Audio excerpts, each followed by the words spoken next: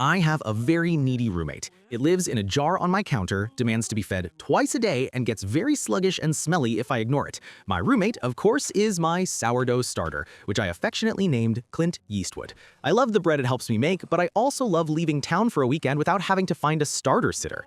The final straw was a trip I had planned. My friend looked at the jar of bubbling goo, listened to my very specific instructions about feeding times and filtered water, and just stared at me. You want me to come over twice a day to feed your flour pet? It was then I realized this wasn't sustainable. As I was explaining the process, add 50 grams of flour, 50 grams of water, stir, it hit me. I wasn't describing pet care, I was describing an algorithm. This was a mechanical process, and mechanical processes can be automated. So I dove into my glorious junk drawer of electronics. I grabbed a Raspberry Pi Zero W, a couple of small servo motors, and a tiny water pump designed for DIY plant watering systems. The tricky part was dispensing the flour.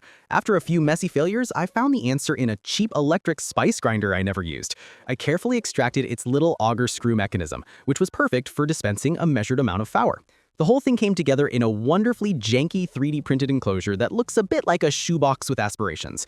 One hopper for flour, one container for water. A servo-controlled auger drops the flour, the pump adds the water, and a tiny arm with a silicone-spatula stirs it all up. I call it the Dough-mestic Automaton 5000. The first test run was a bit of a disaster, puffing a fine layer of flour across half my kitchen, but after a quick code tweak, it worked perfectly. It whirred to life on schedule, dispensed its ingredients, and gave Clint a gentle stir. The next morning, the sourdough was bubbly and happy, completely unaware its nanny was a robot. Now I can go on vacation worry-free.